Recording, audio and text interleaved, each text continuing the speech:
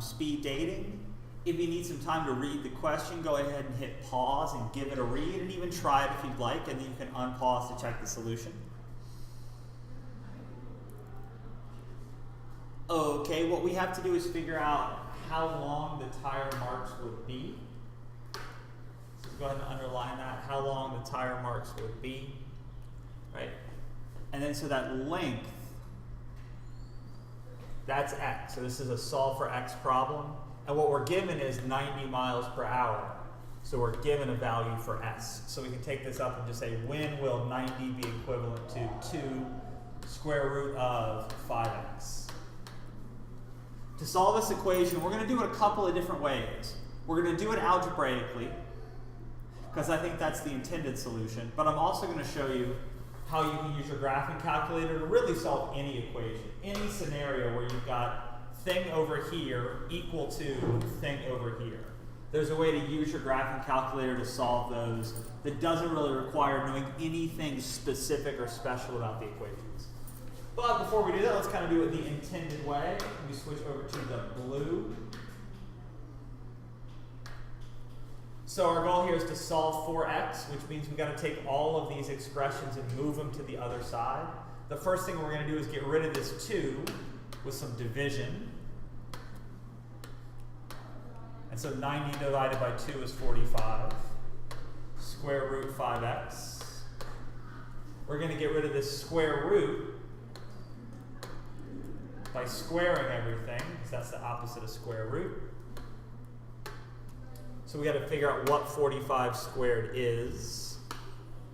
And according to my dear friend the calculator, 45 squared is 2025. And then the last thing we have to do is we still have that 5x floating around, so we got to get rid of that 5 with some division. And when we take our value that we still have stored over here in the calculator and divide by 5, we get our solution 405.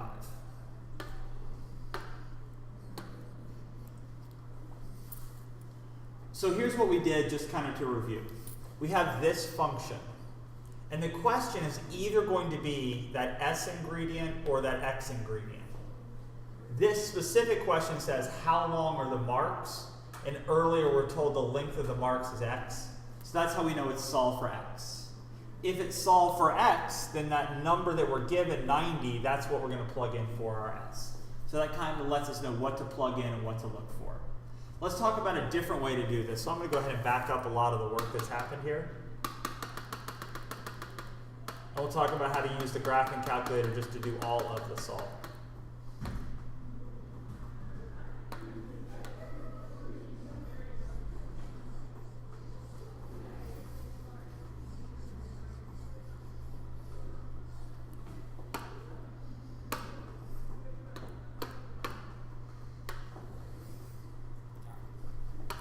So let's go back and set up our equation. We have 90 given as our speed, and we know that the speed is equal to 2 square root of 5x.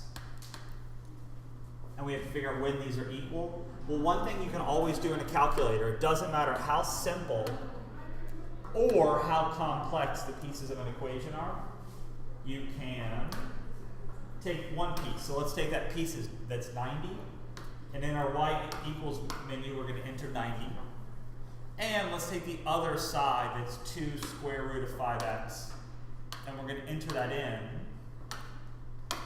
as the other ingredient. So left half of the equals, that's one function in the calculator. Right half of the equals, that's the other function in the calculator. What we're going to do now is just say, okay, well, if the equations are equal, that's going to be the same thing as their graphs crossing. Now what's going to happen here is when I hit this, we're not going to see any crossing. The reason we're not going to see any crossing is if we think about our answers, 355, 380, 405, 430, this is negative 10 to 10. So we need to really kind of blow up this graph, or what we can do is go check this table. Let's start at 350. And we start our table off at 350, and we look, all right, at the moment they're not equal. If we scroll down, if we look at, say, that first answer choice, 355, 90, 84. Those aren't equal. Let's go down and check our next answer choice, which is going to be 380.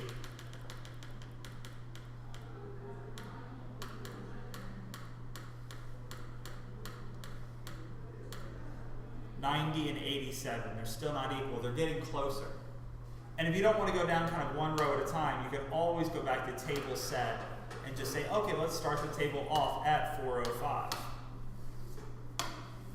So if we look at a row where the x is 405, what we get is 90 and 90. So we get a solution to the equation.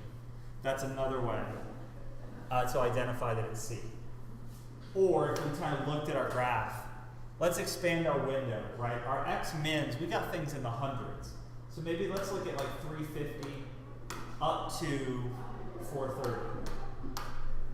And then for our y scale, look, we have numbers like 90 for y. So let's go at least up to like 120 so that our graph will kind of reflect these values. So there's our 90. 90 is going to be a horizontal line. And then there's our nonlinear function.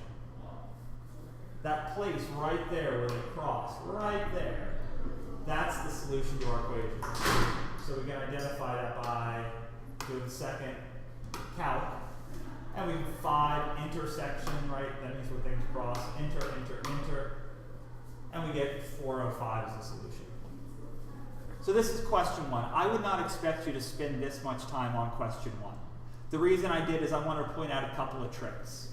One trick was entering in this is y1 and this is y2 and looking for kind of a row that's the same in the table, right? So at that 405 row, we had 90 and 90. Or looking, anytime you have to solve any equation, type one equation into y1 and one equation into y2 and look for where those pieces cross. Right? And those are kind of helpful tricks that'll work for any